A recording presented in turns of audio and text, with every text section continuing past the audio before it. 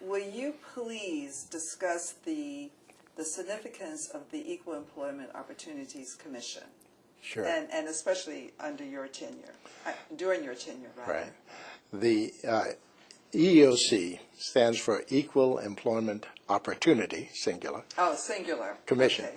And the Equal Employment Opportunity Commission was Title VII of the Civil Rights Act of 1964. It came into being under the legislation in 1965. There was an organizational year. The first head was Franklin Delano Roosevelt, Jr., and he went off to run for governor of New York, and I came in 1967. And from 67 to 69, I was chairman of the EEOC, the Equal Employment Opportunity Commission. The law states that it is to protect people against discrimination based on color, race, religion, creed, or national origin. That means that it can protect somebody who is white who has been discriminated against. People are often confused by that. And in some rare instances, white people get discriminated against, and they should receive the same attention as a black or brown person who's discriminated against. Under the Title VII, the original act had what they call cease and desist powers. That would mean that if we found discrimination by an investigation, we could issue an order and it would become the law of the land unless it were reversed by a court.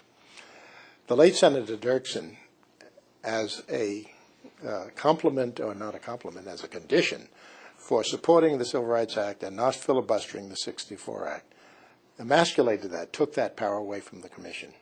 So when I was chairman of the commission, we had no such power.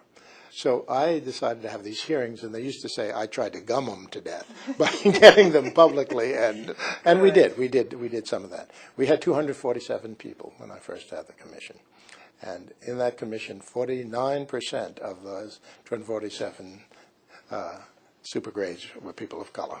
And I had a woman commissioner, and I had a Latino commissioner, and another black commissioner, and a white male, and myself. And so the 5 commissioners had terms of 5 years. And those 242 people in the couple of years I was there grew to about 700.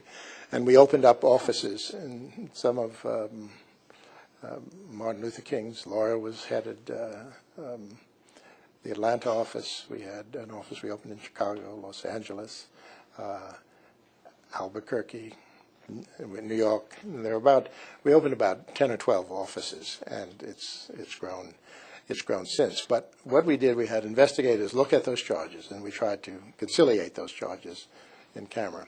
The original legislation would be a lot better than what we have today, because what was done really to emasculate the act was give the commission or individuals the right to file a lawsuit. Well, now they do that. And by the time you've completed that lawsuit, you are dead and gone. I mean, Yes. 10 years later, a group of people can complete this. If they had allowed it, except for Dirksen's ignorance, to stay the way it was, many of these cases would have been settled in a matter of 2 or 3 months. And without the tension that is created by investigations and by lawsuits.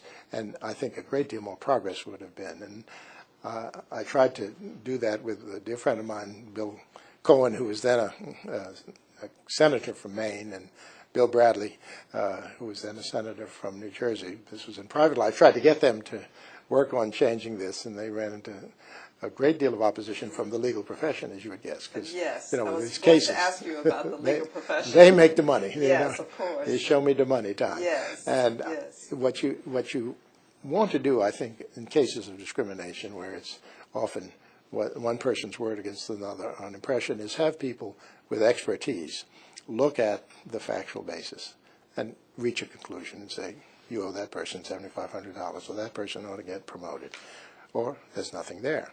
And what it is today is, as a lawyer, if you're representing a group, you are an advocate, so you make the most horrendous of charges to gain the attention of the court and to have your papers show that somehow you're worth, you are owed millions upon millions of dollars, of which I'm going to take a third of it. And whether the person gets it or not, sometimes you don't even know. It literally can be a decade later. So it's a very inefficient way to do it.